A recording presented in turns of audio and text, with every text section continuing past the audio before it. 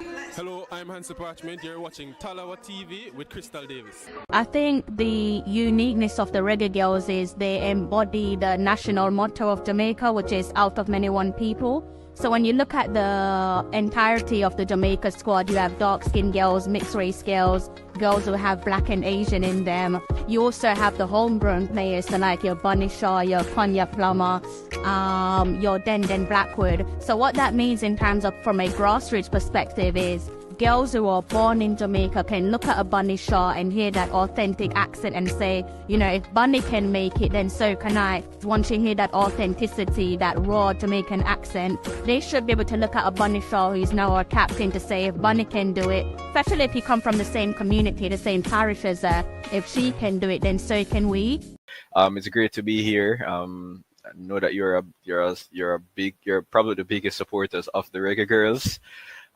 So what you do and the message that you spread for the girls, it's really appreciated. Crystal, I gotta give it to her.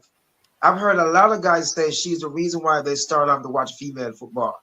And so that's one of the reasons why I'm pushing her out there to keep on doing your thing. Don't get discouraged. You have a band of brothers behind you. And what we try to do is to get female who think like you know, in the game. Right, Siobhan? So Yeah, enough respect to you, Crystal, and keep fighting. yeah, Thank because as you mentioned, a lot of persons, because I think the Reggae Girls has been the most successful team in our football, and I think a lot of that was underrated. So what you've done for the local aspect of Jamaicans, you brought that sense of admiration to the persons know that hey, it's not just the boys, the Yep. females as well. The females have the love as well. And honestly, if it wasn't for someone like you, Crystal, the YouTube space would just be crowded with the Reggae Boys, Reggae Boys, Reggae Boys. Yep. Hi, Talowers. How are you all? Good afternoon, good evening, possibly good morning. All depends on where you are in the world. Welcome back to another live stream. I did say that I would give you guys a live stream when I finished around about, what time was it? Around 7 a.m. in the morning. But then I updated my post in the community section, just expressing to you guys that I am tired. Like a girl is tired, and yes, my body's just definitely feeling like it's been a rough week. I feel like it's the result that's making me feel like that, as opposed to my body feeling quite extremely tired. But I was drawn out by Mr. Deluded Guna. So I have to big him up, you know, and also Elite Sports TV as well. It's kind of funny, like it's so true what people say. Men and women are so different, you know, men and women are so different. This is why it's so important to have your male friends and your female friends, because we think so differently. They go for like the killer instinct, no matter the weather, you must shove out. So big up to Deluded Guna. If you guys don't digest this content, you're missing out big time. It's not just about Arsenal. He covers all clubs, really and truly, especially with the summer transfer window open. You know, club competitions, your domestic competitions, the Premier League, obviously, Champions League, European competition. Take him in, one of my favorite YouTubers. And also, like I said, you know, Elite Sports TV. They are actually the two main reasons why I'm giving you this live stream, because they draw me out, and I deserved it. I absolutely deserved it. Sometimes you need someone that can just give you that little bit of a push, a little bit of a shove, so that you can do the necessary. So big up to those two lads there. See you guys in the comment section. I'm going to try and see if I can wrap this one up inside 30 minutes. I didn't plan on doing a lengthy live stream, but clearly it's important that we discuss last night's performance. Still trying to digest that one. Shara Carlton, boss, big up yourself. Knight Rider, big up yourself. Paul Watkins, big up yourself. I hope you guys are in great health, and big up to you guys there in the comment section. If you're watching silently, then big up to yourself also. In the meantime, please do go ahead and kindly hit the like button. Before I forget my manners, I do actually want to give some credit to our opponents, Guatemala.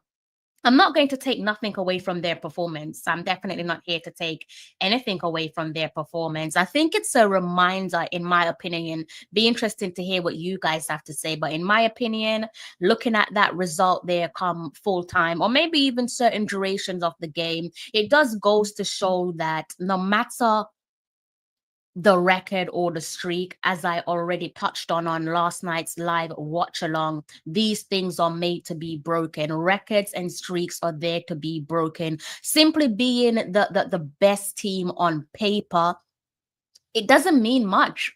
Being the best team on paper doesn't automatically hand you victory. We know this. I just hope that the Reggae Boys will just get that into their skull, because it seems as if there is some layers of complacency with this Reggae Boys team. And I don't think it's the first time that we've said that about a Reggae Boys squad. It does seem as if complacency is our best friend. And yet again, I think if we're being fair and honest, we saw that in last night's game against Guatemala. Guatemala beating us 1 goal to the good. The 1 goal was all they needed to take the all-important 3 points in the opener of the Concacaf 2025 Gold Cup, and that was the opening match for both teams, not the tournament itself, okay, to avoid any confusion. So as I said, you've got to give it to Guatemala.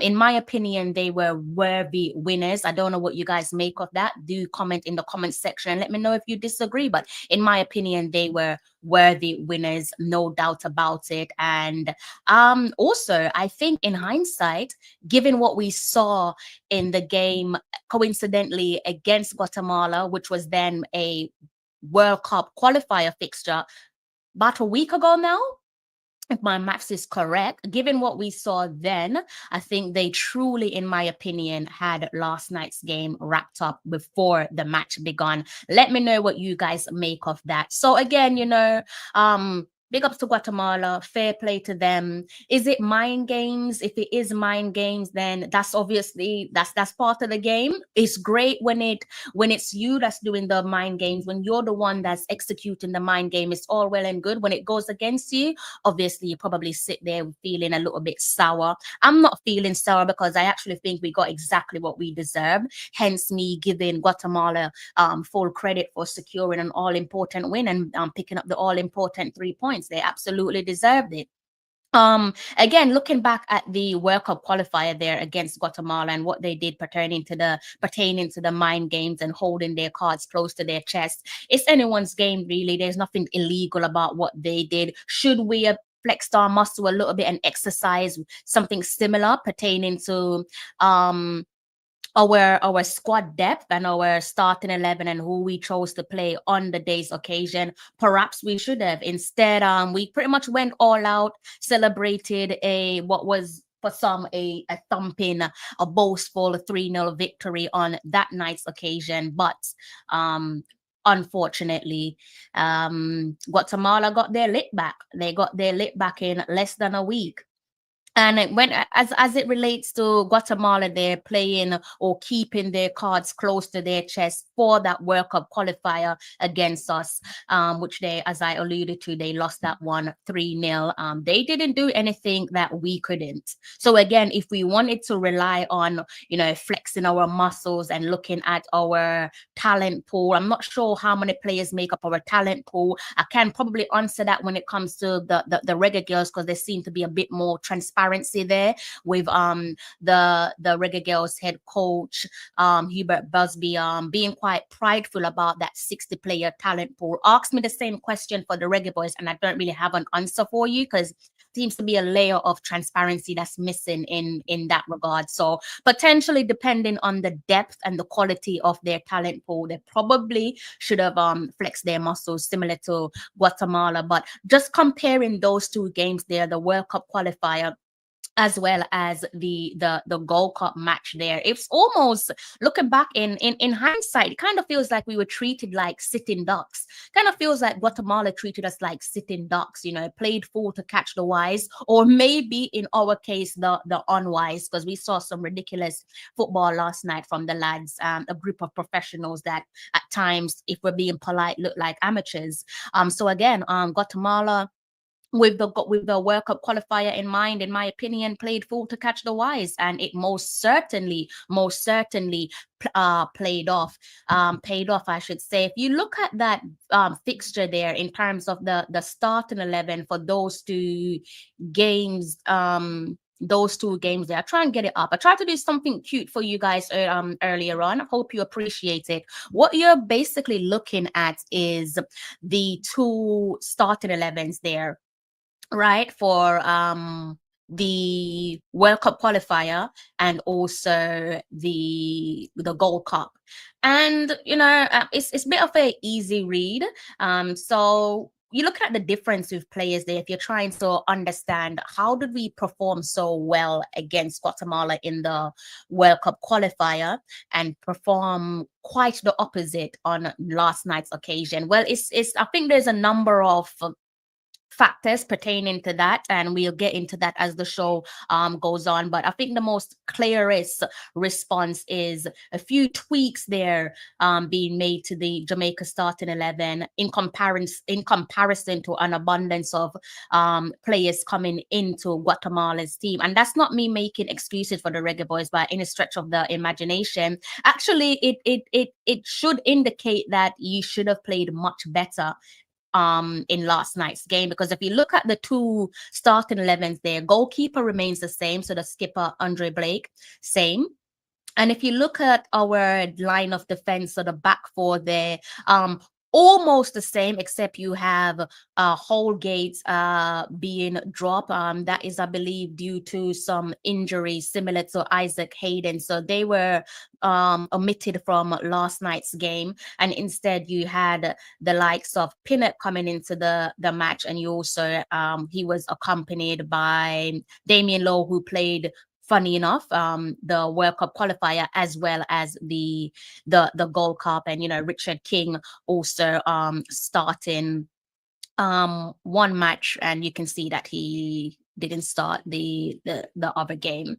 So you can look at the clear differences there between last week's starting 11 and last night's starting 11. Front three remain the same, as you can see here. Warner Brown leading the line with the likes of Damari Gray, Leon Bailey, and Ronaldo Cephas completing the attack.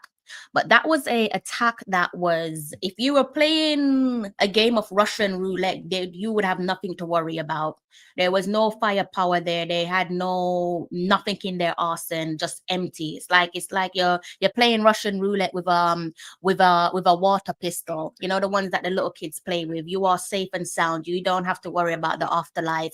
You are good, my friend. It's different though, as I said, as it relates to Guatemala. I think, based off my calculation, it looks as if they made somewhat, let's say, 9 changes to their starting 11, and that's why I said they probably played full to catch the wise. Probably allowed us to expose ourselves, show our hands, learn what they needed to learn from us, and then just put that into training, put that into practice, and watch it come to fruition. So it definitely paid its dividends. Fair play to them for doing exactly that. Some will argue and say, well, why didn't we do something similar to Guatemala? I know the gaffer, Steve McLaren, paraphrasing, and you guys are probably going to have to correct me, but I believe he said someone asked him about these two fixtures. I think the question was, what can he learn from the World Cup qualifier as he heads into the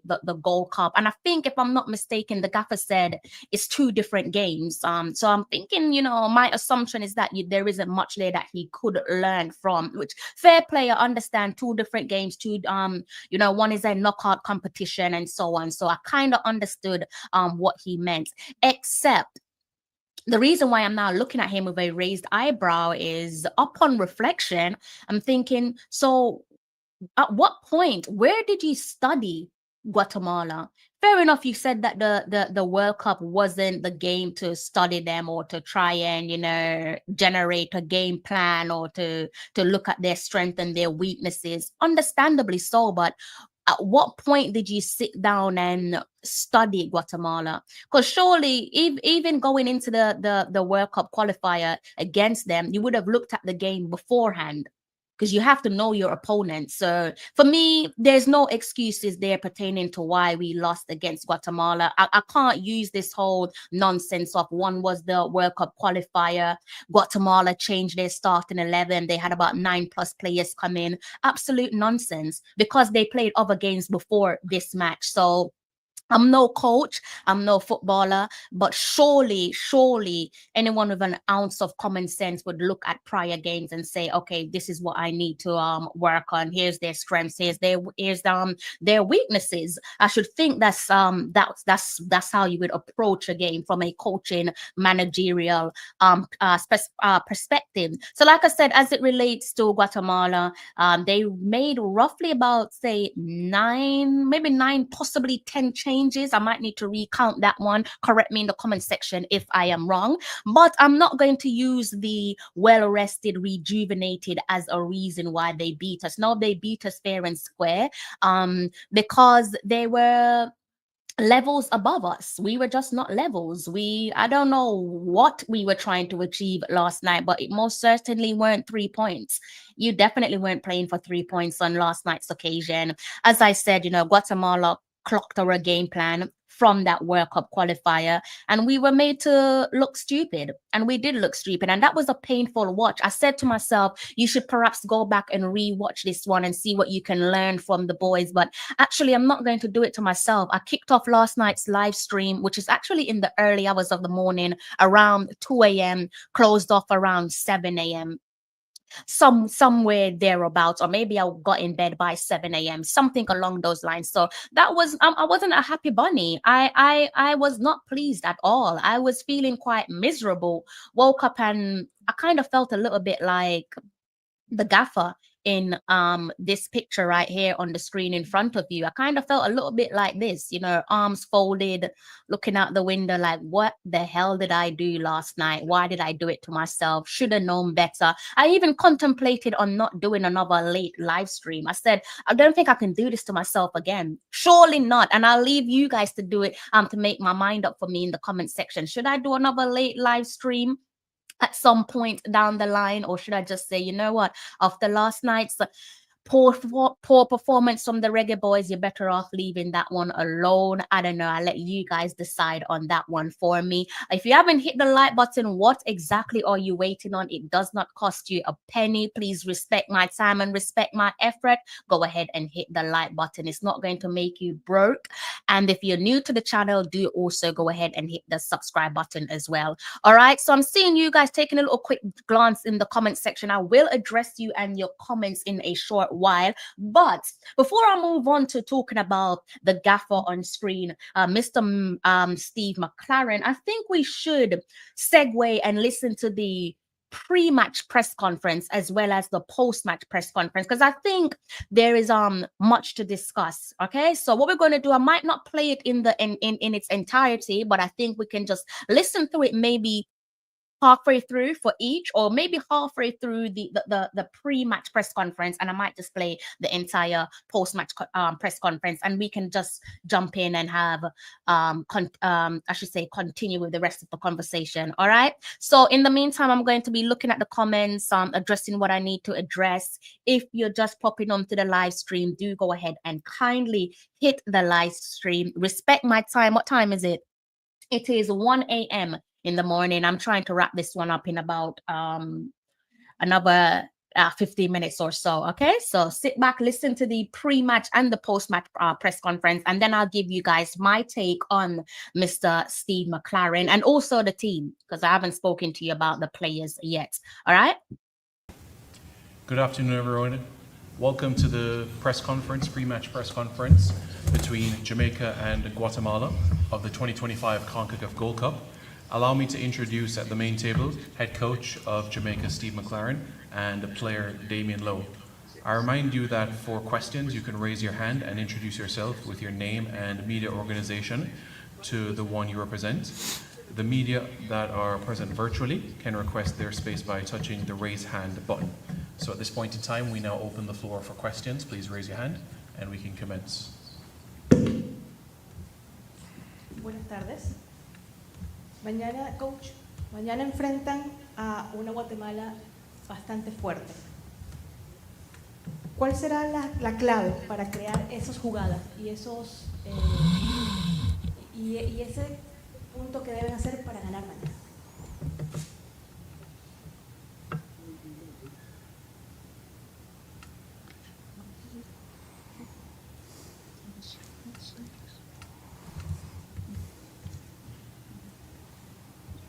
Got everything. We can't hear.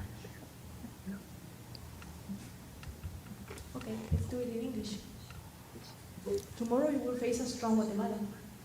So what will be the key for creating the matches, the matching and physically to make changes and to win the match? Amazing that was in English. I couldn't get that. What was the question? He's just always got to find something funny, isn't it? Like, it's not a bad thing, but come on, Steve.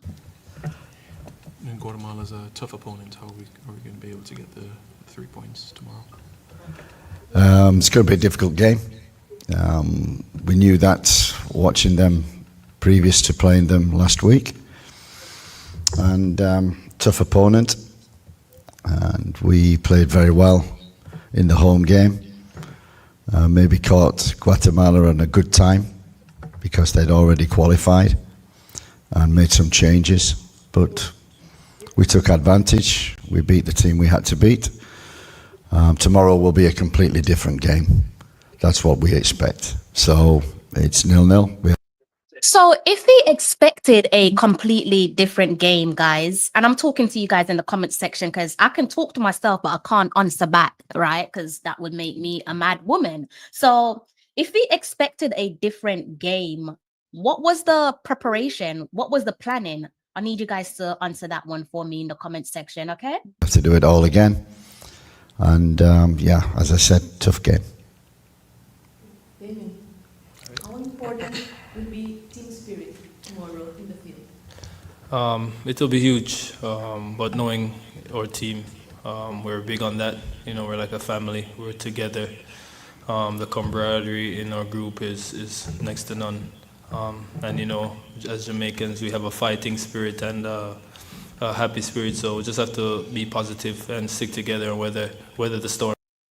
Like big up to the vice captain, but when you listen to this pre-match press conference and you look at the game and you're combining the two and you're looking at things in hindsight, it's almost as if your parents telling you that Santa Claus is real. I'm sure that they do have some camaraderie, in camp and they are together. But when you play football on the field itself, you don't look like you're together.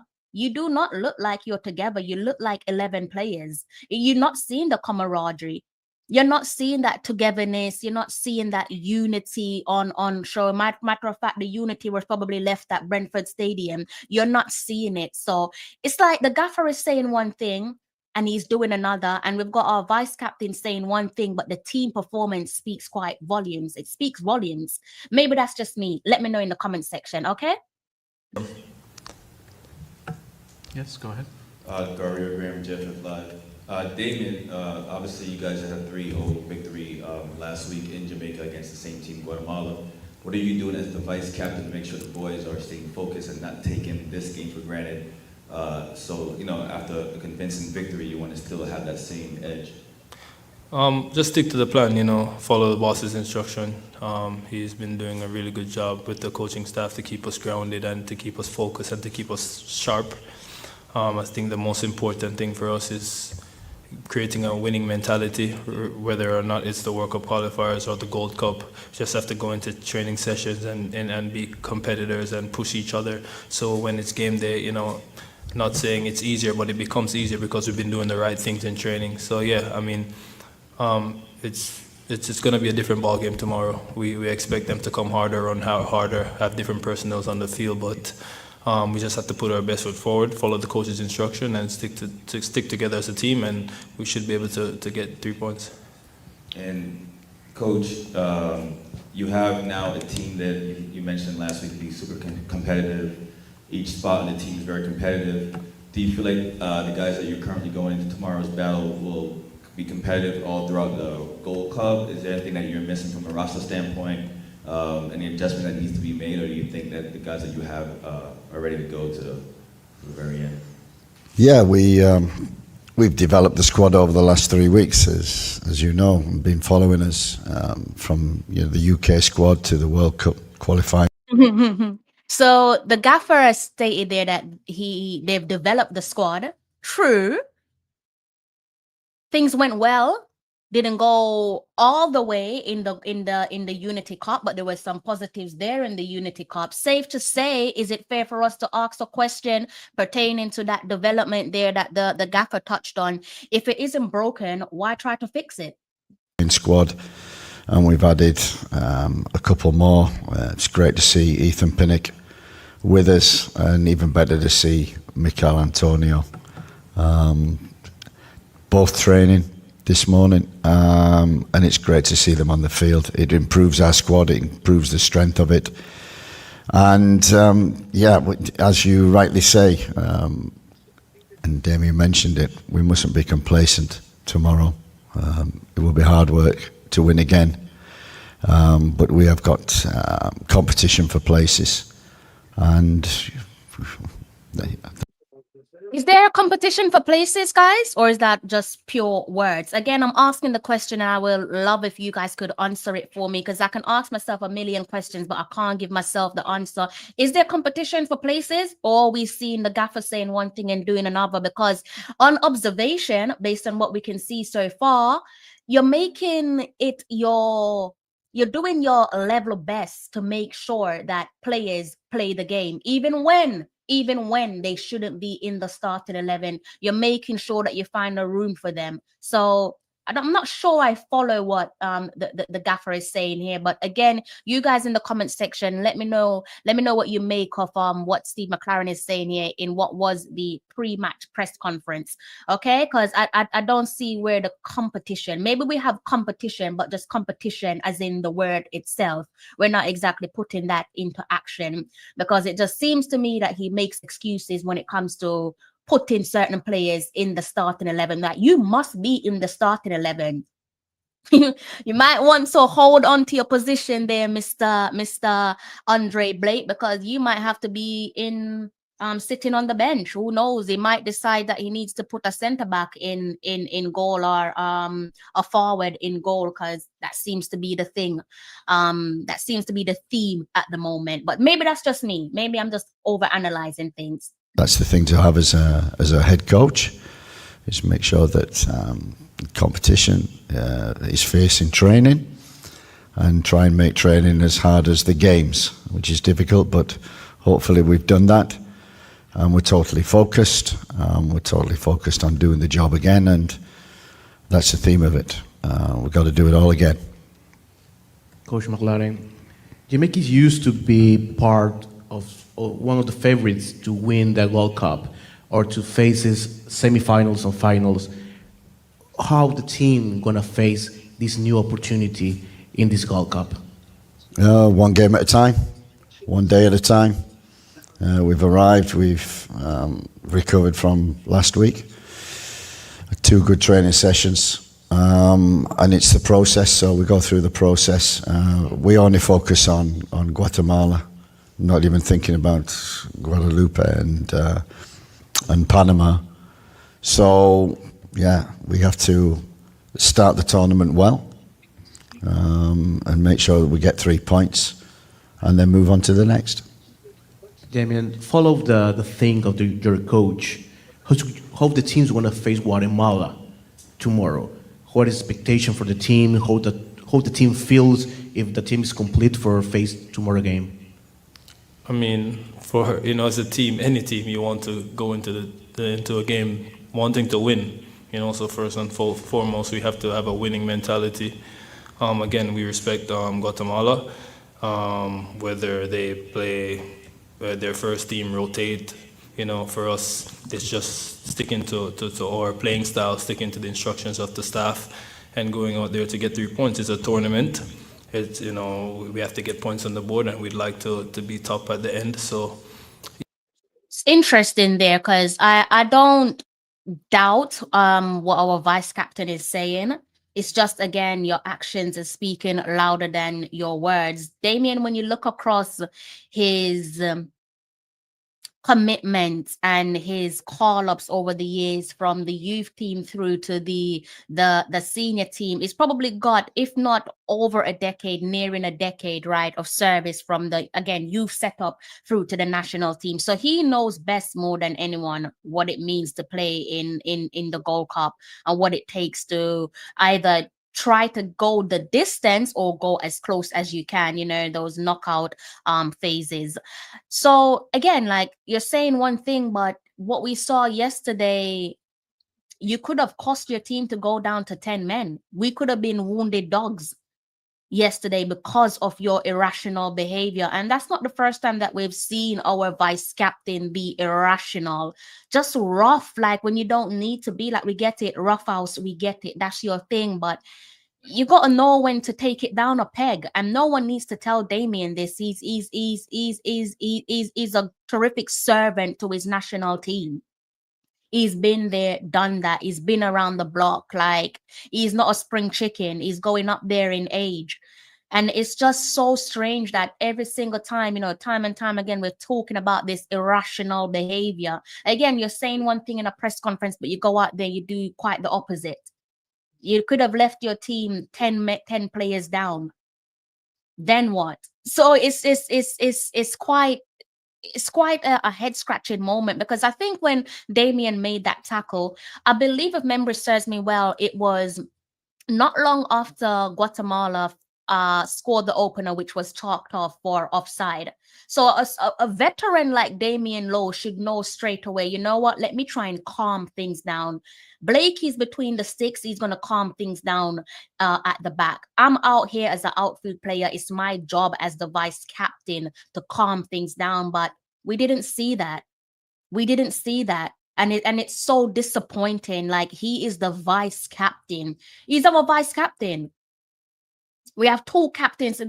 In essence, every player should be a captain. We should have 11 captains on that field of play. But for conversation purpose, we have Blakey between the sticks as the captain, and we have Damien Lowe, a outfield player, as the vice captain. And I'm not saying that he's taken a telling off from Blakey in the past, but I'm pretty sure, if memory serves me well, I've seen Blakey speak to him. I'm not sure if he's giving him a telling off, but I've seen the captain speak to him. I don't know what's being said, but like, come on, Damien. Like, come on, like, you are the vice captain. Should be cool as you like. Like, you're a veteran in this. You're not a child. Like, you're not some inexperienced guy. You've got a wealth of experience. Club level, you've played in numerous leagues, you've embraced a range of different cultures. The Gold Cup is in unfamiliar territory for you. It's not unfamiliar territory. And if you guys can't get it right now, and when obviously, of course, the gaffer was brought in to bring us back to the promised land, but right now it's not looking very promising. It's not looking very promising at all. So again, you guys are saying one thing, but I'm not sold. You lot are looking like some dodgy cable men. Like, you're trying to sell me a fire stick that's not going to work. Like, by the time I put it in my TV and I look out the window, you're long gone. It's not good enough, lads. It's not good enough. yeah, we just have to go out there and have a winning mentality and come home with the 3 points. We'll take a couple of questions virtually now. Drake Hills, good afternoon. Go ahead. Good afternoon. Drake Hills from ESPN FC. A question for the manager, but also for Damien as well. I'll start with Steve. Since taking over last year, you mentioned earlier that there has been some players from the UK that have joined the squad, but I think it's significant that some of them are obviously a little bit younger. I'm thinking of Tyrese, 21 years old. What's the significance of players coming into the squad much younger, particularly from the UK, and how does that impact the competitiveness of the squad as you go into the Gold Cup and obviously World Cup qualifying later this year? Yeah, we're not just focusing on now, but also looking to the future. And these players who come into the squad are there on credit. So Again, I'm not buying any of that. I'm not buying it. I asked this question to my special guest on last night's live watch along. Big ups to Coach Acosta, and I asked him, is players, is the when the gaffer says players come into the squad based on credit, is that subjective? Because in reality, that's far from the case. I don't think that's something that is factual. Right. So what we can see with this team, again, you're making it you're trying your level best to squeeze certain players into the team. And I'm not trying to throw no one under the bus, but if you're not good enough to be part of the starting 11, then hold the bench. Hold the bench, because what you don't want to do is handicap your team. What you don't want to do is squeeze a player into the team that's going to leave you as a wounded dog. Who the hell is taking a wounded dog to war? We're literally preparing for war, because we cannot look at this World Cup qualification as, light work, nice and easy. No, dog's going to yam our supper if that's the case. And potentially, this might be the wake-up call that we needed. Losing against Guatemala in the way that we lost against Guatemala, you can call it a shock defeat. That's probably the perfect timing for us to get a kick up the backside to say, okay, you know what, you need to pull your socks up, because come the latter stages of this year, we might not be making it to the promised land. So backtracking on what the gaffer said there pertaining to players getting their call-ups based off credit, I don't really agree with that. I think instead what we're seeing from whoever is in charge of the call-ups, I'm not privy to certain information, so I don't know. Players, in my opinion, are being called up. Not everyone, but some players are being called up because of their service to the country, and they've been loyal servants over the years, and they've been committed, and they've helped to make a difference, etc., etc. And I also think you can align that with players being called up because of their being, big name players, so to speak. And I think that is potentially one of the reasons why they get a call up to the national team.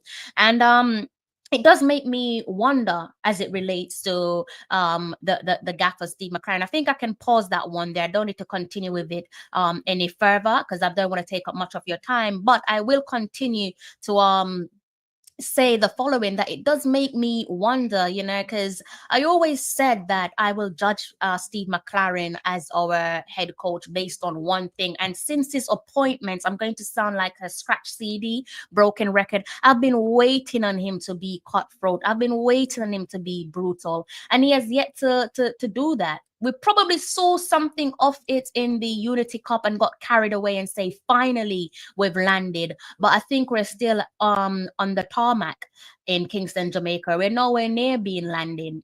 We're nowhere near landing. And what I'm talking about pertaining to sounding like a scratch CD is just me holding out and saying, when is he going to be as brutal as when he was the England gaffer?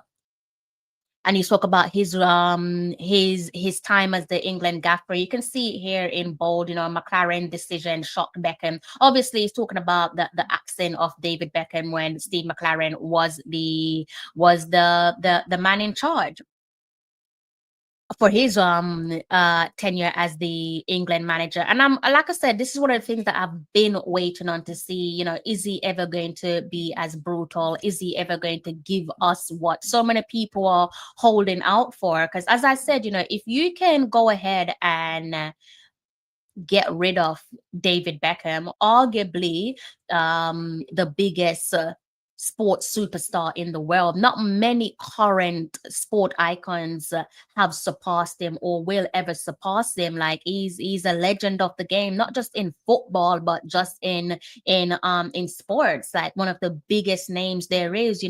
Men rate him, women rate him, everyone love him, even newborn babies loved David Beckham.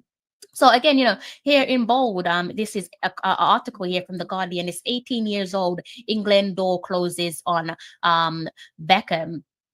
And I guess the main bit here, which I wanted to focus on with you guys, it says, McLaren's decision to drop the global megastar for his first ever England squad signaled his intention to distance himself from the epoch of, may his soul rest in peace, the late great Ericsson, and build a more uncompromising reputation than his predecessor. So I'm looking at articles like these and I'm thinking, what's going on here? What do we have here? You know what? Let me go ahead and close this. Don't want a copyright violation. I'm looking at little things like that and I'm thinking, so when is it going to be our time to shine? You know, who is McLaren? Because I'm feeling like this is not the McLaren that I probably was expecting in terms of coming in and ushering out those deadwood. We do have deadwood. It's not just a coaching issue, it's a player issue as well. We have to look at these players and say, like, you're just not good enough.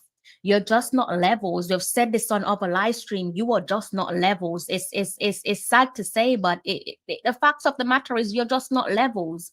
You're really not. You're allowing streaks and records to be broken rather than adding to the streaks and records. So I'm looking and I'm thinking to myself, you know, who is Steve McLaren? Like, what the hell have we signed up for? Who did we hire?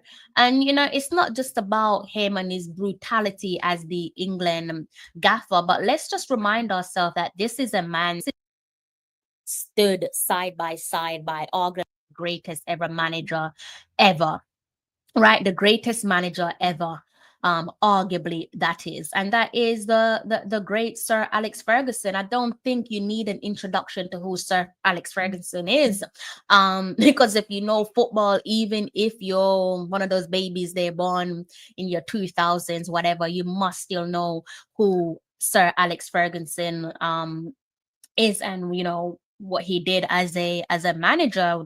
I've said this on my channel before. When he announced his retirement, I was delighted. I was just like, to hell with you, thank God, because he was a nightmare. Like, you know, he was the devil himself. Like, now Manchester United only have the red because they don't have that swagger that they once had when Sir Alex Ferguson was leading the charge, steadying the ship, so to speak. And there we have our current gaffer, Mr. Steve McLaren, and you can see it right here. Steve McLaren celebrates with Sir Alex Ferguson of the Manchester United's 1999 Champions League triumph. This is a man that has touched the Big Ace trophy, guys, being brutal with England, pertaining to ushering out some of those players there again, you know, not just David Beckham, but you know, Sol Campbell, as well as David James. And it says here, Steve McLaren has revealed he didn't sleep a wink for 6 months during Manchester United's treble winning season. So he's been around brutality, he's been around success. That's not something that he is unfamiliar to him. And even away from Manchester United, he tasted success on his own, right? But this is a product of Sir Alex Ferguson. So even with me being sat here and I'm scratching my head and I'm saying to myself, who did we actually sign? Like, who have we hired? Has he lost his touch, or have I gotten it wrong all along? So when I look back at those iconic moments there, you know, Beckham getting the axe and captain's armband being stripped and so on, could it be a case of this wasn't actually the brutality of Steve McLaren, it was the brutality of, let's say, those in the high echelon? Maybe it might not have been him. So maybe it's unfair for me to sit here and say that he has lost his touch, or question whether he has lost that brutality there, the ability to make cutthroat decisions, because perhaps it wasn't him all along. You know, is he a manager that delivers based on instructions, or has he just become a little bit more delicate? Is he just a little bit more delicate? Is he operating with a bit of TLC rather than that brutal cutthroat decision making, which I had high hopes for. I don't know what you guys make of that, but that's what I was waiting on him to be brutally cutthroat. But it hasn't happened, and I think it's safe to say that it's not going to happen, is it? It's not going to happen. Maybe if it was going to happen, it would have happened already. So what I'm going to do is I'm going to go ahead and play the post-match conference. Should we go ahead and play the post-match conference from yesterday? I guess we could go ahead and try and see if I can bring that into the studio. I got two ways of doing this. Let me know in the comment section if you can hear anything. I'm going to play something. Let me know if you can hear it, okay? Can you hear it? Let me know. Did you guys hear that? Let me know before I continue, because I've got two different ways to play this. So let me know if you guys can did you guys hear that by any chance? If not, I might have to just switch back to the original method. No one heard it. Let me play it again, and then you guys could let me know. Press conference with the national team head coach Steve McLaren. I remind you that for questions, you can raise your hand and introduce yourself with your name. You guys can't hear a thing? I mean, you guys are quiet there in the comment section. So you can't hear it, right? So I'm gonna have to switch to a different method. No, let me see. Oh, you can. Thank you, Tafari. All right, let's just play that again. Media organization to the one you represent. The media that are present virtually can request their space by touching the raise your hand button. We will now open the floor for questions. Yes, Nick. I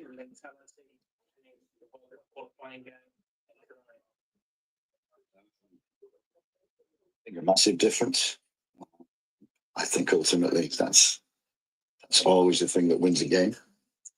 And we expected a reaction from Guatemala after the other night. We would.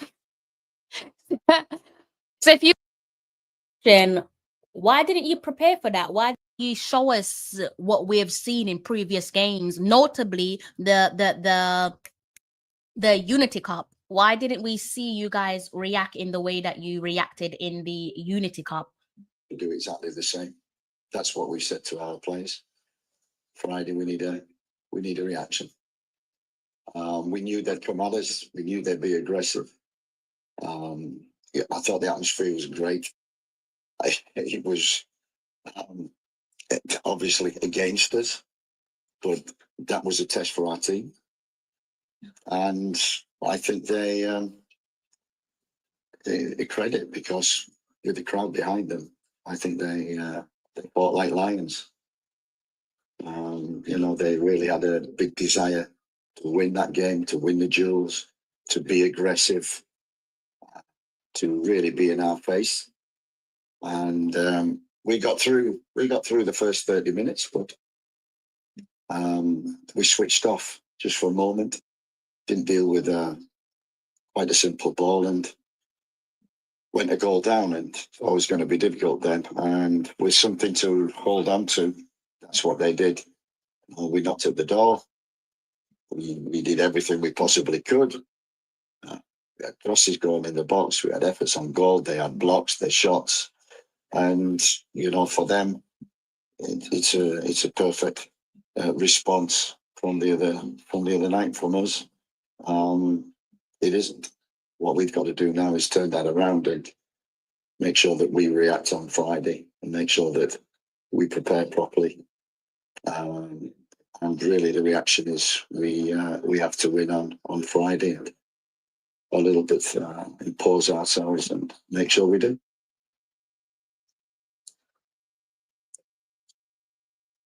Coach Jose Adrian Duran with Boleando. What would the focus be on the training pitch heading into Friday, and what would the emphasis be that you would try to go ahead and fix for the game on Friday? I think it's you know, the key word in every game at the beginning, you have to have an aggressive mentality. That overcomes everything. So when you're the underdog, I think this is the first time I've seen a press conference from Steve McLaren, post-match press conference. And correct me in the comment section if I'm wrong, but for me, for what I have seen, I've not watched every single press conference or post-match press conference, but from what I could see, I think this is the first time where he looks concerned. His voice sounds a little bit like it's breaking. You can look, I'm not a body language expert, so I can't judge him by his body language, but he just sounds concerned, like he disappointed. At least you can sense the disappointment. So I don't think you can say, does he care? Doesn't he care? This result, you can definitely hear, in my opinion, the disappointment in his voice, but maybe that's just me. which obviously after the first result, Guatemala felt that. and they performed like underdogs. They fought like mad. We have to do the same. So people talk a lot about tactics and this formation, that formation. It's about players and it's about being aggressive, winning duels, getting the basics right. And credit to Guatemala. And that is quite something there that the gaffer is saying, because he's right. I think this is something that was picked upon in the BVI match. Correct me in the comment section if I'm wrong, where the gaffer just touched on winning things like your jewels. I'm sorry, but that's not down to McLaren. Like, the players got to take some accountability. The players, when you're talking about that warrior mentality, so well and good talking about being a warrior in pre-match press conferences, etc. But you got a shoulder on the field of play. Like, what do you want McLaren to jump in the box, carry in the box, and like ice you up in the air so that you get your duels done? No, that's down to you. Like, players have to take accountability. Last night's defeat is as much of a fault as it is for McLaren, as it is for the players themselves. It's about accountability at the end of the day. You're both at fault. And perhaps that's what, not saying he's throwing anyone under the bus. I don't think he is throwing anyone under the bus, but judging by what he's saying, players, they do need to take accountability. They must have been seething after that first game. You could see that. And I thought we coped and dealt with it. And once you go a goal down, the first goal is always important. They had something to fight for and hold on for, the blocks, the headers, the clearances that they had. We tried, but the first 20 minutes was so important. We've got to make that the first 20 minutes ours in every game. And let me just take a little moment because it actually slipped my mind. Big up yourself, CC Sports. Do make sure you subscribe to his channel. He does have some top content coming your way. Okay, I'm currently looking at a completely separate screen. I'm gonna let this one play out, and then I will be back with you guys in the comment section in a short while. Okay. Hi, Coach. Tyler Wise from Underway. Antonio got some playing time at the end of the game there. How was it to see him finally back on the pitch? It's, we said he trained with us 2 weeks ago in London. We said then it was a miracle. And he's trained 2 days with us and he's come on the field and, that's, from where he was after the accident to be playing, to be walking, it's a miracle. So we're delighted. We need that kind of leadership. We'll build up his fitness as much as we possibly can. So it was good to get him minutes on the field. And it didn't turn into a fairy tale. He didn't score. Hi, Steve. John Arnold here. I wonder if you could share your impressions in general of what it's been like in Concacaf. This your first Gold Cup game. You mentioned the atmosphere. Now you go into a game where we expect the atmosphere will be quite different. How do you prepare your players not only for the Gold Cup vibe, but sometimes it's full of Guatemalan fans. Maybe next time it's more Jamaican fans and Guadeloupe fans. We'll see, obviously. But also in World Cup qualification, where there's quite different atmospheres. Kingston is very different than Guatemala, which is very different from Santo Domingo. How have you found it, and how have you kind of managed those challenges? Yeah, it's, from the first day I arrived, this has certainly been an education for me. In terms of everything, the culture within the island of Jamaica, and getting used to the different types of surface that we come across in the Caribbean. That's been a challenge. We've had these kind of games a few times. We had Honduras away. We had Nicaragua away. Hostile atmospheres. I think it's great. And I think we were talking about it earlier, what I see. There's never an easy game in this CONCACAF. The South American teams are really aggressive, very good technique. The Caribbean teams are very strong, powerful, a little like ourselves. The football is totally different. And you know, we have to adapt to that. I've loved every game. That it's been a great challenge, and we knew this one would be exactly like it was. You know, we saw them beat Dominican Republic when they had to 1 down at half time. So we know they're fighters. We know they never give in, and that's what they did tonight. And you know, That's my thing. If he knew all of that, just some piggybacking off the last comment there from the gaffer pertaining to the fighters, they never give in. Why didn't we see something similar in terms of that mental shift that we saw in the Unity Cup? You know, when we went a goal down and we found ourselves level, went a goal down again, found ourselves level. Like, why didn't we see that on last night's occasion in a game that mattered more? we couldn't overcome that challenge. But I got to say, I think you know, the top teams. I think the rest of the Caribbean and in Concacaf as well, teams are catching up. And that's, you know, I was involved in the plan with FIFA 3-4 years ago in terms of analysing countries, and we talked about, you know, one of the biggest keys to developing countries and narrowing the gap between the top and the bottom was coaching. Coach the coaches, you make better players, and I think that's what the region has done. CONCACAF. It's certainly, you know, no easy games. Everybody now is coached very well. Even the smaller teams defensively are hard to break down. Is it a good coaching decision when you play a player out of his natural position, given that you know that the opponents around you are getting better? Is that a good coaching decision, or is that something else? Organised. So I think the football is narrowing from top to bottom. So we will see in this competition. Again, there's no easy games. Thank you, John. Let's take a virtual question. Jason Hall. Go ahead.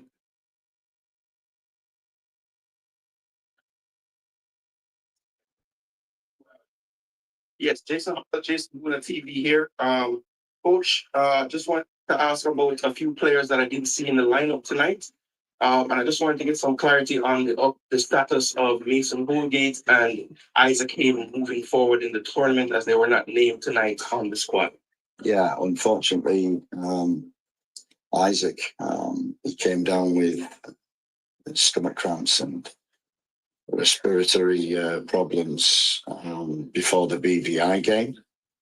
He didn't play in the BVI game. We pushed him to play against Guatemala. And after the game, he complained of, again, stomach cramps and respiratory problems. We investigated and found that we had to send him home. And we replaced him with Kiroy Anderson, who hopefully will come in today. The other one, Mason Holgate, got a knee injury against Guatemala, and on a scan, the medial ligament was just not much of a problem, but he wouldn't be fit for 2 or 3 weeks. So we sent him home, and replacing him with Sulai McKellar from Mount Pleasant. So that's why they weren't involved.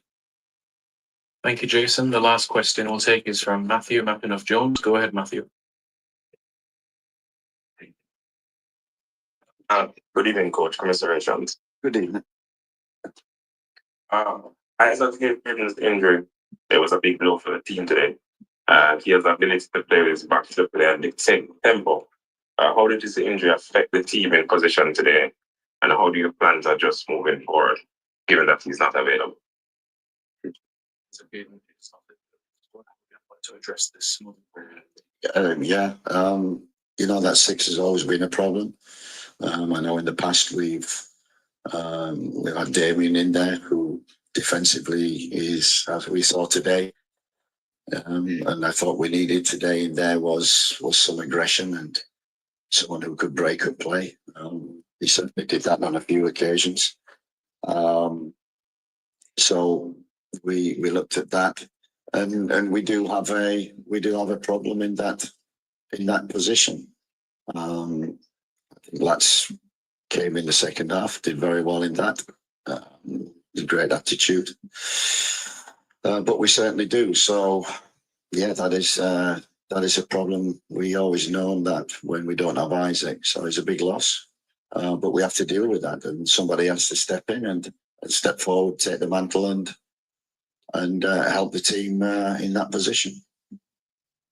And that brings an end to the post-match conference there. I'm going to stick a pin in it. I'm going to take this one back from the top, do a little big ups there in the comments section, because I do appreciate you guys rocking with me for bang on 1 hour before I close off. Shower Curtain Boss, Night Rider, Paul Watkins, a pimp named Slickback, Brown Man Security, Good Sound, D White, RR, Max City, Johnny Powell, Conrad Smith, Tyreek, DC, Danny Dredd, DJ Diggs. I mean, I think I mispronounced your name the last time, right? I think I did. So I can't remember how you told me to pronounce it. So I do apologize. Okay. Exquisite. I do apologize if that one. Jerome 876. Let's go through the rest of the guys there in the comments section. I already picked up CC Sports, Warren Webster, Professional Pro Clubs FIFA 20, Safari. Hope I pronounced your name correctly, Safari. One Cocker. Didn't know that you subscribe to my channel, but big up yourself. Island Boy Roofing C. Hugh Williams, big up yourself. G. Okay, G, not J. My apology. I knew I butchered it, but big up you guys there in the comments section. Also, Jeremy Lee as well, Mr. Lee. Big up yourself, Mr. Lee. I hope you guys are all well there in the comments section. Okay. Thank you for rocking with me. Before I close off, let's talk about these players. Situation here with the players. How do I put this politely? How do I put this fairly and politely? Is there a polite way to put it? I don't think I'm in the mood to be polite, especially when I started the live stream in the early hours of the morning, close off quite late as well. That was a disgraceful performance. And it's such a weird one, because it's almost as if, and maybe I'm over analyzing things, but it's almost as if you just didn't do the bare minimum. Just stick to the bare minimum. Simplicity works best. Don't need to overcomplicate things. You don't need to go on an overkill. So bare minimum that I'm talking about is no urgency, which is quite alarming. And I'm saying it's quite alarming because I thought that, and sometimes you have to take these things like, with a pinch of salt. I looked at the game against Nigeria in the Unity Cup, or just the Unity Cup in its entirety, and I thought, okay, now we're stepping, now we're moving in the right direction. But especially that game against Nigeria there, which I already alluded to, went down a goal, came back, leveled the scoring, went down another goal, 2-1 on that occasion, came back, leveled the scoring. We all know how the Unity Cup panned out, losing 5-4 on penalty at the hands of the Nigerian sides and the Super Eagles. And so I thought, based on what we saw in previous games, that this is perhaps the new and improved Reggae Boyz. Couple players there, individual brilliance, but we didn't see any of that on last night's occasion. So not doing the bare minimum, as I said, no urgency. For me, there were no desire to want to dig deep. You're not seeing this mentality monsters. Instead, we looked a shadow of ourselves again in that game against the Nigeria. There were no instant responses. You know, there were no immediate reactions. This is something that we saw just a few weeks ago at the home of Brentford, Ethan Pinnock's home. So again, it begs the question, you know, if it's not broken, why change it? Because I think you had a lot of people fooled when we saw how well we performed against Trinidad and Tobago and Nigeria in the Unity Cup. And then we saw that nonsense last night that, in all honesty, just not worth our time. It's not, we're doing it for the love of our country to say, okay, we're backing the boys because they, at the end of the day, they are our compatriots. They are our compatriots, so we're going to back them. But that was a complete waste of time, you know, just performance that is just left on the floor. It's one of those ones where you just want that as a distant memory, you know. And when we talk about complacency, which I think is the theme for my show tonight, from what I gather, again, based on observation, nothing factual, in my opinion, when players believe that their position isn't up for grabs, eventually you start to see that on the field of play. When they believe that the number on the back of their jersey belongs to them, and it's not just a squad number, meaning it belongs to anyone, you begin to see that eventually that the attitude will be on show. You will see that in these performances, and it's not the first time that we've been here. Some of these players are way too comfortable. They're beyond comfortable. They know that they're home and dry. They know that no one's coming to take their jersey from them. No one's coming to take their number from them. And that is the reason why we see some certain piss poor performances ever so often. You're not playing for each other. You're trying to put your name in the headlines. You know, you're gunning for glory. You're not doing it as a collective. You're not moving as a unit.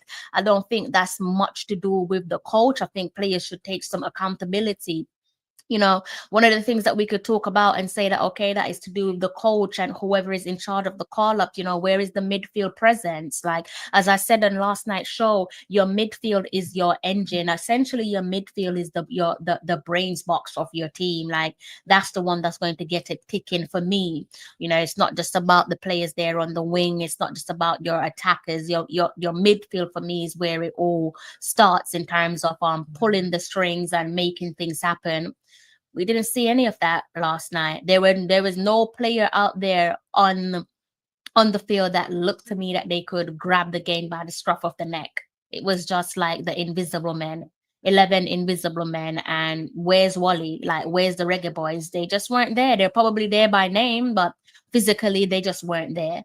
And that's disappointing because they need to understand that they have fans that love them and appreciate them, and we're based all over the world, be it inside the stadium, across the diaspora, or on home soil. We're everywhere back in this team. You know, even worse so when you're in the UK and you're watching the team kick off at ridiculous hours, like 3 o'clock in the morning. Like, give us something. The other day I was watching Arsenal women take on Barcelona in the UEFA Women's Champions League final, and I don't remember much from the post-match interviews, but I do remember Arsenal's Leah Williamson, when she was asked a particular question, her wonderful response is that we play for the fans.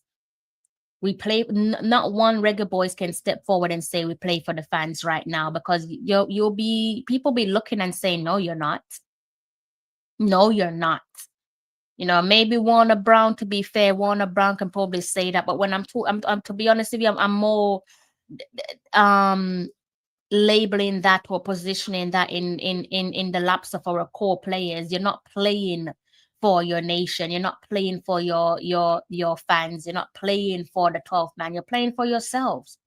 And in the end, your goose is probably going to be cooked, because I'm sure that Steve McLaren wants to qualify for the World Cup. I'm sure he wants to take Jamaica back to the promised land. It's something that works heavily in his favor, as it does for us. We take any coach we've seen in the history of football. You take your country, you take any country to the World Cup sports, arguably sports biggest competition, you make yourself more attractive to other clubs or to other national teams that might want your service. So I'm sure I'm not saying that will be his reason for wanting us to do that, wanting to get that done for us, but individual accolades to the side, I'm sure he is going to be gunning to want to take us to the promised land. And couple of these players who are quite certain that they're guaranteed to always get a call up, you're probably going to be left walking around with eggs on your faces, and you will only have yourself to blame, because when you put on that jersey, you need to know that you're playing for your country, you're playing for your nation. Yes, play for your name, play for your family name, uphold your family name, etc., whatever it might be. But at the end of the day, you're playing for your fans, because we devote so much time to you. It is so taxing. A game like yesterday, when I finished the live watch along, I swear to you, I felt like I was into my Thursday. I felt like I had a long-winded week, and it was only Tuesday morning, and I already felt like, where's the weekend? So I'm hoping in the next game we see a much better performance. We're going to need to see a much better performance, because if you don't do that, then party is over, isn't it? Ricardo Walker, big up yourself. Also, but before I close off on this one, I guess we could go back and maybe look at the fixtures that we have coming up. Do have some fixtures coming up, but let me just give you guys a gentle reminder that the 2025 Concacaf Gold Cup, which is already on the way, it does consist of 4 groups of 4 teams each, of the round robin play between June 14th and June 2020, June 24. The 4 group winners and 4 runners up, 8 teams in total, will advance to the knockout stage. Okay, so I guess we can go ahead and look at the Gold Cup as it stands. Let's see if we can go ahead and look. I said I was going to speak with you guys for 30 minutes, and it's gone past 1 hour. Tends to be the case when you're doing these live stream. 30 minutes, an hour flies by. So you can go ahead there and see you should be able to, let me remove the comments, and also so you can see that quite clearly there on the screen in front of you. As it relates to our group, we're situated there in Group C. Remember, the winner and the runners up sail on through to the knockout rounds. This is how we're looking. 3 points in the bag there for Panama and also Guatemala. Guadeloupe sit rock bottom, and that is due to the goal difference there. They have -3. Jamaica has -1. If I click on Jamaica, you can see the next 3 matches there. First up, we have Guadeloupe, and then we close things off against Panama. And that is how we are looking. I'm not sure how you guys are feeling after that, but I do want to say thank you for blessing me with a moment of your time. Big up to Deleted Gunner again for the draw out. Definitely draw me out earlier on. Deservedly so. Read back this comments here. Coach is a talker. He doesn't have a system. All he does is play players out of their natural position. How come you play low in midfield and Latibade? This man needs to go. I'm also surprised that neither the Observer nor the Gleaner wrote articles on last night's game. Just some silly article from the Observer about JFF hoping for a financial windfall from the Gold Cup. Poor performance for real, still tired, lose sleep. We need a better effort. My question, if we play our best players against top opponents, will they look less productive? So comparing, is that fair? I gotta read that again. Question, if we play our best players against top opponents, will they look less productive? Don't feel like I've digested your question. Can you rephrase it for me? Please. I'm gonna read it again, but in the meantime, if you could give it another spin for me, and then maybe I'll be able to answer it for you.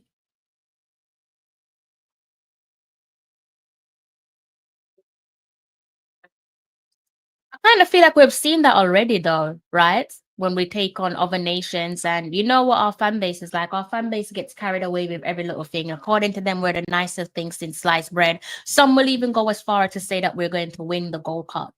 Not really sure which Reggae Boyz they're keeping their eyes on. And to be fair to McLaren, ultimately, should he be judged by what happens in the in the Gold Cup? Perhaps so, because listen, if that's how we're going to be playing in the latter stages of this year, then might want to just brace ourselves. Might want to brace ourselves. Sorry about that, guys. Just clicked on my video and there was a advert being played. But ultimately, he should be judged on, or is expected to be judged on, whether he can qualify us for the World Cup, right? Because that's what he was brought in to do. So can't he? It's not looking good. Didn't see him grinning any teeth in the post-match conference though. So maybe he's finally getting it into his head that this is no joke. Like, it's not just about sun and beautiful beaches and music and whatever wonders our culture has to offer. Like, we do love our sports. We do love football. So he definitely has his work cut out. I can see that 62 of you have hit the like button. Definitely appreciate you guys for doing so. And where are we? Any questions there? Let me know if you guys have any questions in the comment section. I feel like I might have answered Warren's question. I hope I did. Got a couple new subscribers between last night and tonight. So massive thank you there to you guys who have hit the subscribe button. Thank you so much. Definitely appreciate you guys each and every time. Let me know if you guys have any questions there before I close off, okay? Fire some questions at me. I am absolutely starving. I think you guys know this about me already. Build up an appetite when I do live streams. But if he doesn't win any of the Gold Cup games, should we sack him before the rest of the... Exactly, that's what I'm saying. That ultimately he should, in fairness. You have to then take that into consideration. If I'm being completely honest with you, you have to look and say, but if this is what we're working with, it's a massive gamble, I think, to go into the... Well, either which way you look at it, it's a gamble. You could sack him because you said you don't think he's got it in his arsenal to send us back to the promised land. There's no guarantee that the next gaffer that's going to come in that will come in will do exactly that. There's nothing to guarantee that at all. And I'm saying that because just lost train of thought. Yeah, I mean, it's a hit or miss. A potential new gaffer could come in and sail off into the honeymoon period. When you're in the honeymoon period, things tends to go your way. But again, the Steve McLaren said it, you know, the competition is getting fiercer and fiercer. And without him saying that, we know this. We know that competition in our region has improved. The football is getting better. So it's anyone's game, really. Who wants it takes it. If we don't play our good players or weaker teams, will they get more confidence? You know what, Warren? I don't know about this team. I'm going to be very honest with you. I don't know about this team because, like I said, from what I saw against Nigeria in the Unity Cup, I just thought that we're ready for takeoff. But last night's performance, I think, pegged us back a little bit. You know, you have earned every single subscriber, Crystal. Last night's game alone was tough work. It was very hard stuff. Rich Post Sports, big up yourself. Make sure you subscribe to Rich Post Sports. I called your name regarding midfield analysis. What's the ceiling look like to you? I expected cohesive teams, especially under McLaren. Like I said, I thought that we were moving forward when we played against Nigeria and Trinidad and Tobago in the Unity Cup. I really thought, okay, we're now pushing on players. Ideally, I would like to have a squad that's a competitive team. And by competitive, I mean players just know that they have to work to be called up. Because it's unfair. Like, you know, John Russell had to work his ass off to get a recall. He never had it easy. He never had it handed to him. He had to earn his stripes. He had to earn his stripes to get himself a recall. You could probably argue and say, you know, a player that everyone likes to discuss is Ravel. Again, someone argue with and say that he hasn't been treated fairly. And when you look at certain call-ups, you can probably say, you know what, that argument holds water. And I'm wondering, when you call up, and again, it's to no fault of his own, but when you call up players, irrespective of how well Mikel plays in this Gold Cup, last night before he came on, I said, you know, football is funny, he could have came on and found the equalizer, maybe even subsequently win the match for us. But I think when you do a call up as such, you put yourself in a risky position, because you could unintentionally set a dangerous precedent. You know, it could be a case of players might look and say, okay, you know, someone from the diaspora is getting favors over us, and, you know, someone who plays in the Premier League getting favored over us, and so on. And to be honest with you, that probably holds water. So I think that's a slippery slope there that McLaren's created for himself. We never make it easy. We don't. Peter, where is CC? Where is CC? Peter Mystic says, glad to see that you recognize that this is not solely on the coach. I saw too many elementary mistakes out there last night, so players have to take some.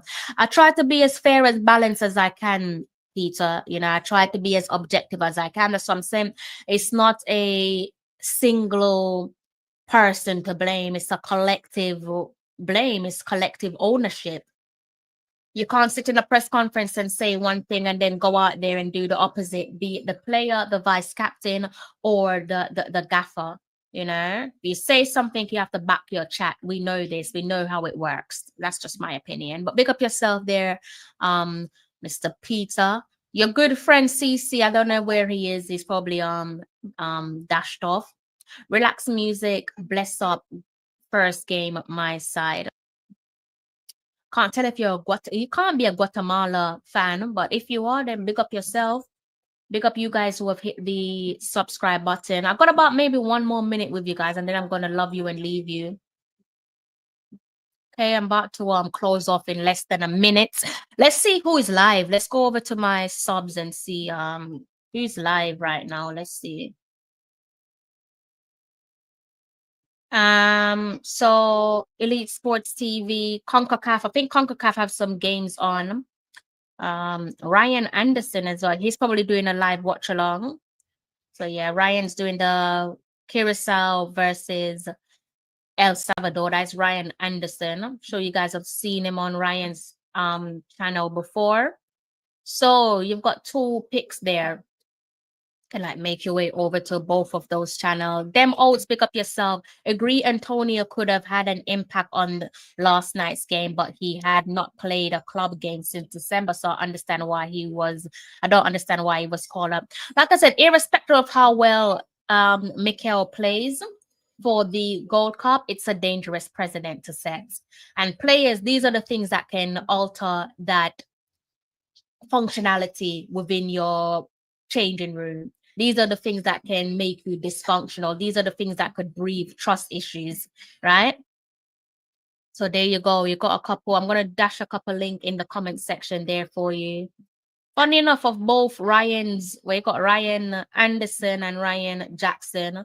Feel free to click on either and digest their content. I'm going to have to love you and leave you. No, it's just the first game of the tournament for Jamaica. Oh, okay, but the top 2 teams go through to the knockout round. So the game against Guadeloupe is a must win. The next match is a absolute must win. I understand what you're saying. I hear you, I understand you, but as it relates to Jamaica, as it relates to the Gold Cup, this is a knockout competition. Every game matters. Match day 2 is against Guadeloupe, and they better not lose that one. Otherwise, you can just make your way to the airport immediately. Also happy to know that you're fair and balanced. I try to be. I'm only ever not seen as fair and balanced when I step on people's toes, but that's the nature of the job. My job is never to offend people, it's never to disrespect anyone. But sometimes I end up upsetting people. Again, it's not something I set out to do, but when you talk about uncomfortable conversations, naturally you end up causing people an upset, right? Big up yourself, Relax Music, Richbow Sports, all you guys there in the comments section. Love you guys each and every time. The channel continues to grow over the since last week, we've had some 100+ subscribers. So big up you guys there for subscribing to my channel. I'm going to have to love you and leave you. I'm going to make my way to the kitchen, grab something to eat, stuff my face, and tune into those lads there with their live stream. Since we weren't playing without a midfield, why not start Antonio up top? He probably will do that this next game.